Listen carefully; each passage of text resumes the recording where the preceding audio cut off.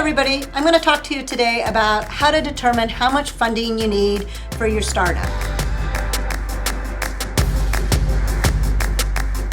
So it's a question I get asked all the time. How do I figure it out? How much money do I need in the bank? What do I have to think about?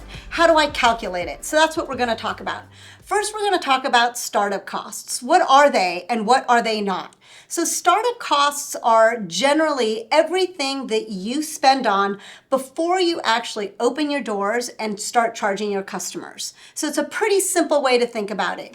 If you're opening a coffee shop, for instance, your startup costs are going to include all those things you need to do to get the coffee shop ready. You got to lease the place. You've got to maybe do some remodeling. You have to get some signage going. You have to get your website going. All these things are going to happen pre-revenue before you start actually charging customers.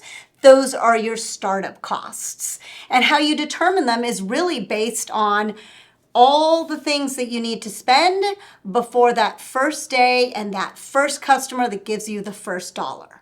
So in startup expenses, you're going to want to list out all of those expenses. If you're not sure what they might be, Google is your friend. Just go out there, search startup expenses for my coffee shop, for my whatever you might be doing. You're going to be able to get a list of startup expenses. You don't have to rewrite this or, reinvent anything. Stuff is out there. You're going to want to think about your assets that you're purchasing. So again, coffee shop is a great example. Everybody can understand that. Those really big fancy espresso machines that might cost $10,000, those are startup assets, right? You're going to have to buy them before you can start making coffee and charging people. And those are assets that are worth money. If for some reason you wanted to sell your business, you wanted to upgrade on those machines, you could sell that machine as an asset and you would get money for it. So anything big and tangible like that you might have to buy before you open your doors. If you have any sort of delivery business, the trucks are going to be your startup assets. So think about that. A startup asset will not be pens, paper, consumables like that. You're really thinking about something that is of value that if you wanted to, you could resell and you'd get a good amount of the value back if you resold it. So that's really how you think about those startup assets.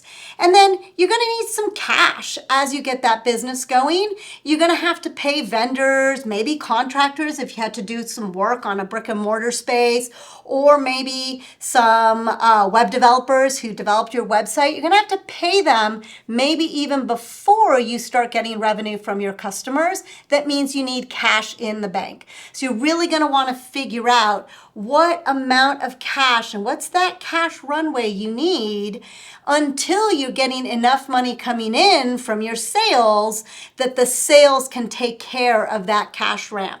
So how do you figure out that cash and what's required? In order to really lay this out and make it simple, what you want to do is put a forecast together. And you want to think about how much am I going to sell and when am I going to start selling it? What are all my expenses and assets that I have to put together before I start selling? And then how am I going to pay for my supplies and my vendors even before I get sales? And that will be a full forecast, your revenue forecast, your personnel, your direct costs, your expenses, and that'll allow you to also put your cash assumptions in there. And at the end, you will get a projected profit and loss. Any of that projected profit and loss that is happening before you start selling, those are your startup costs. And then you'll also get a projected cash flow forecast. It'll actually tell you how much cash money you need in the bank every month until that business really starts generating that cash. And then that cash flow forecast will show that, and that cash will start coming into the bank, and you'll start to see that, and you'll see where you no longer need funding and financing because your business is now sustaining itself and that cash is coming in.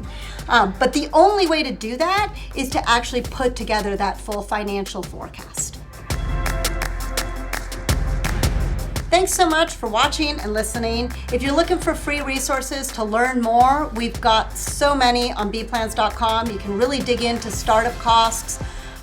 What are they? How do you build them? You can dig into how to determine how much funding you actually need for your business. Check out bplans.com. If you want the tool that's going to help you and you want to get away from messy Excel spreadsheets, check out liveplan.com. We've got you covered and we'll hold your hand all the way through. And remember, we're going to have lots more of these, so subscribe, come back, listen, and learn all about how to start, run, and grow your business.